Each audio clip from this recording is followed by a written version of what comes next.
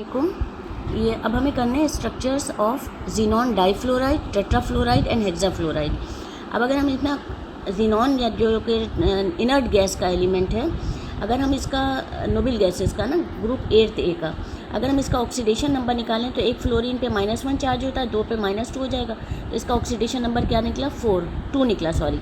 अब इसी तरह इसका निकालेंगे तो इसका कितना हो जाएगा -4 + 4 हो जाएगा। इसका एक ऑक्सीजन फ्लोरीन का -1 तो 6 का हो जाएगा -6, इसका ऑक्सीडेशन नंबर आ जाएगा +6।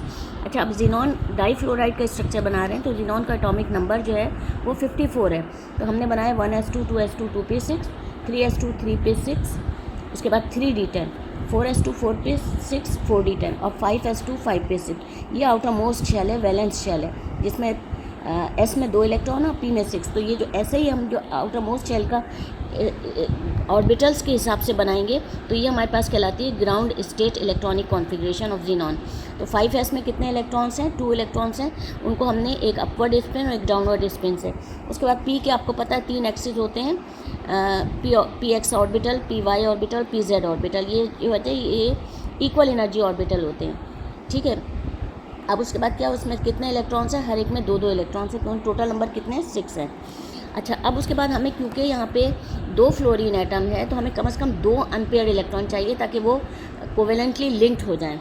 अब उसके बाद एक्साइटेड स्टेट हम लेंगे। एक्साइटेड स्टेट वो होती है जब हम इसको एनर्जी प्रोवाइड करते हैं कंपाउंड बनाने के लिए। तो यहाँ पे हम देख रहे हैं कि 2s के इलेक्ट्रॉन पे 5s के इलेक्ट्रॉन पे कोई फ़र्क नहीं पड़ेगा। यहाँ से एक इलेक्ट्रॉन जो है वो जंप करके कहाँ चला जाएगा 5d में, सेम स्पिन के साथ, ठीक है। तो यहाँ पे हमारे पास 1 2 3 4 5 6, ये 6 जो इलेक्ट्रॉन्स हैं ये do not participate in bonding, ये कहलाते हैं लोन पेयर ऑफ इलेक्ट्रॉन, ठीक है, non bonding electron. Bonding electrons कौन कौन से हो गए, 5p के एक ये अनपेयर्ड इलेक्ट्रॉन, ये फ्लोरीन का आपको पता है आउटर मोस्ट शेल में 7 इलेक्ट्रॉन्स होते हैं, तो ये एक इलेक्ट्रॉन जो है वो इसके साथ बॉन्ड बना लेगा। तो हमारे पास टोटल कितने ऑर्बिटल यूज़ हो रहे हैं, एस का एक ऑर्बिटल यूज़ हो रहा है, पूरा एक ऑर्बिटल एस हमने लिख लिया, पी के 1 2 3 ऑर्बिटल यूज़ हो रहा है, डी का 1 यूज़ हो रहा है। तो हमारे पास हाइब्रिडाइजेशन क्या हुई, sp3d, ठीक है।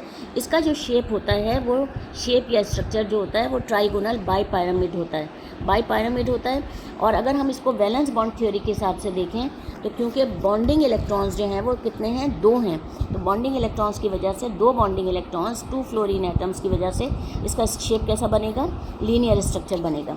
सिर्फ इसी में बताना, बाकी में नहीं बताना। अब हमारे पास ट्राइगोनल बाईपिरामिड का मतलब ट्राइगोनल स्ट्रक्चर बनाएंगे, और बाईपिरामिड का मतलब है एक ऊपर लाइन लगाएंगे और एक नीचे। सेंट्रल एटम जो है वो जीनॉन होगा।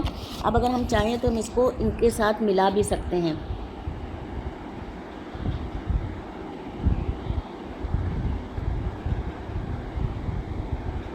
ठीक है, इसको लाइन से मिला दें इस तरह सिंगल बॉन्ड के जरिए, डबल बॉन्ड ना लगे, सिंगल बॉन्ड लगे।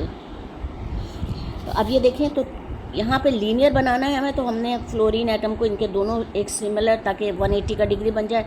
और ये जो 3 पोजीशंस ऑक्यूपाइड हुई हैं बाय लोन पेयर, ये 3 लोन पेयर 1 2 3 लोन पेयर की वजह से ये बना लिए।